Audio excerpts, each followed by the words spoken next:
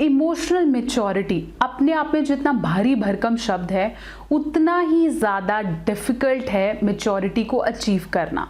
हाँ, समय के साथ साथ हम मेच्योर होने लगते हैं, लेकिन अगर आप मेच्योर होना चाहते हैं, चाहे वो इमोशनल हो, मेंटल हो, तो कैसे हम अपने आप को मेच्योर कर सकते हैं, मैं आज इस वीडियो में आपको बताने वाली हूँ।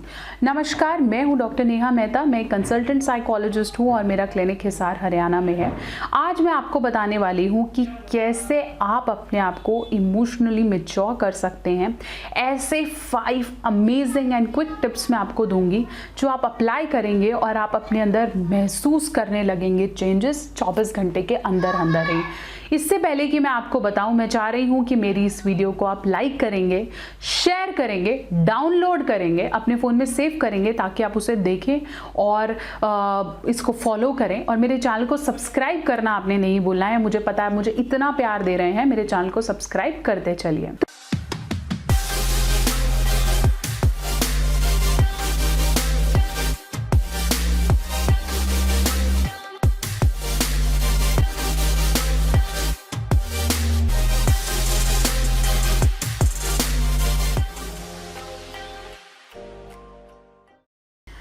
तो चलिए, मैं आपको बता रही थी कि अपने आप को मैच्योर कैसे करना है। अगर आप चाहते हैं कि आप छोटी छोटी बात पे इमोशनली आउटबर्स्ट ना हो, रोने ना लगे, हर चीज़ आपको जाके चुभे नहीं, आप थोड़ा सा बेटर प्लेटफॉर्म से पेशेंस डेवलप कर सकें और चीज़ों को हैंडल करने की कैपेसिटी आपके अंदर आ जाए, तो आपको अपनी मैच्योरिटी लेवल पे काम करना होगा। उस पर आप कैसे काम कर सकते हैं? Tip number 1 and the most effective tip is try to understand your responsibilities.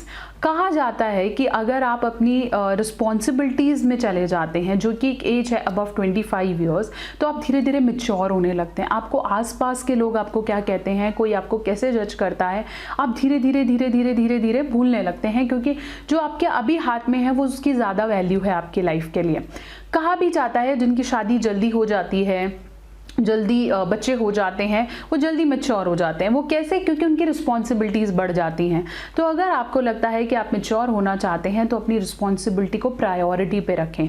चाहे वो रिस्पॉन्सिबिलिटी अच्छा पढ़ाई करने की है, क्योंकि मैं अपनी फैमिली को सपोर्ट करना चाहता हूँ, चाहे वो रिस्पॉन्सिबिलिटी है अच्छा स्कोर करने की, चाहे वो रिस्पॉन्सिबिलिटी है अपने पेरेंट्स को एक अच्छी दुनिया देने की, चाहे वो रिस्पॉन्सिबिलिटी है खुद का एक नाम बनाने की।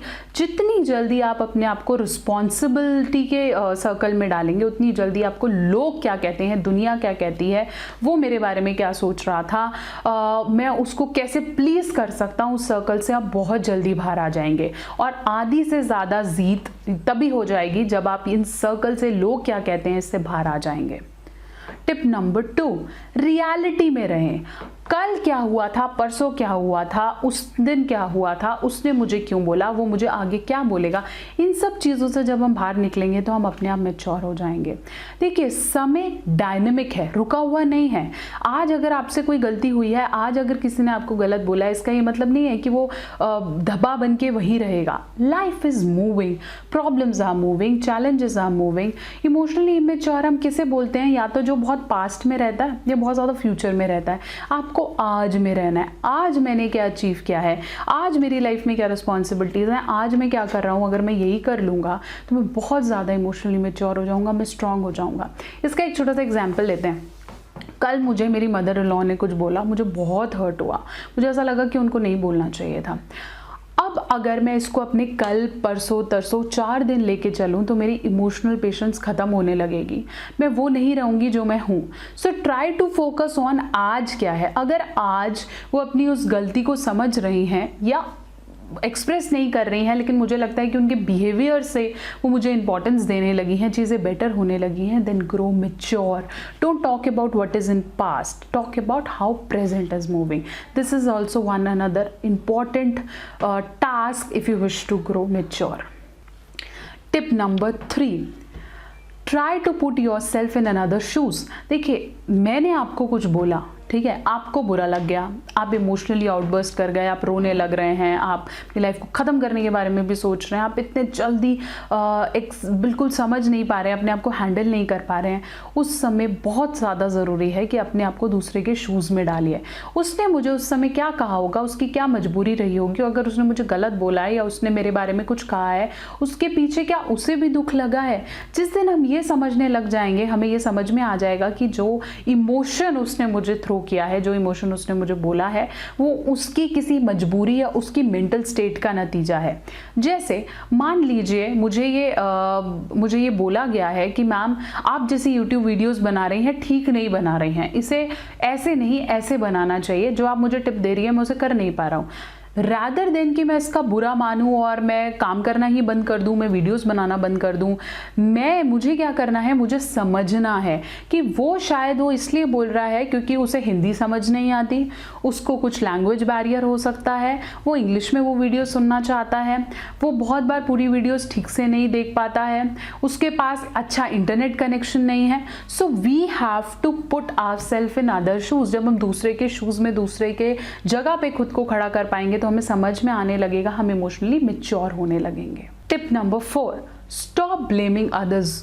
दूसरों को ब्लेम करना बंद कर दीजिए। जिस दिन आप ये ब्लेम करना बंद कर देंगे ना, उसकी वजह से आज मैं इस प्लेटफॉर्म पर हूँ, तुम्हारी वजह से मैंने आज ऐसा किया, तो आप मैच्योर होने लगेंगे। देखिए, किसी ने मेरे साथ कैसा किया, कोई मेरे साथ क्यों करेगा, कैसे नहीं करेगा, वो मेरे हाथ में नहीं है, वो उसकी खुद की पर्सनैलिटी है। मेरे हाथ में क्या है, मेरे खुद के इमोशंस, मेरे हाथ में क्या है, मेरा फ्यूचर, मेरे हाथ में क्या है, मेरे गोल्स।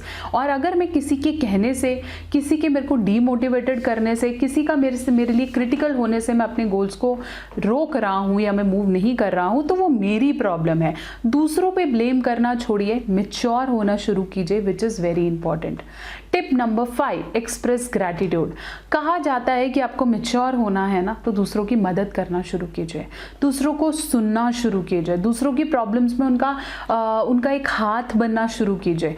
अगर आप थोड़ा सा ग्रैटिट्यूड, थोड़ा सा थैंक यू, थोड़ा सा भगवान की तरफ, थोड़ा सा एक शक्ति की तरफ अपना समय बिताना शुरू करेंगे, लोगों को सुनना शुरू करेंगे, तो आप क्या, ये भी कहा जाता है कि आप लोगों को अगर खुशी देते हैं तो आपके आंसू धीरे धीरे कम होने लगते हैं। तो अगर आप इमोशनली मैच्योर होना चाहते हैं तो लोगों को समय दें, लोगों को सुने, कोशिश करें कि उनके लिए अवेलेबल रहें, थोड़ा सा हाथ मदद का ज़रूर बढ़ाएं। तो देखिए आपकी खुद की प्रॉब्लम्स धीरे धीरे धीरे कैसे डिल्यूट होती जाती हैं। तो अगर मैच्योर होना है तो अपने आप को इन टिप्स पे खरा उतारना पड़ेगा, और जैसे ही ये टिप्स को आप यूज़ करेंगे आप ऑटोमेटिकली मैच्योर होते जाएंगे। तो आई होप ये वीडियो आपको हेल्प करा है। आपने मेरे साथ जुड़े रहना है, मेरे इस चैनल को सब्सक्राइब करेंगे, मेरी इस वीडियो को लाइक करेंगे, शेयर करेंगे और मेरे साथ जुड़े रहेंगे।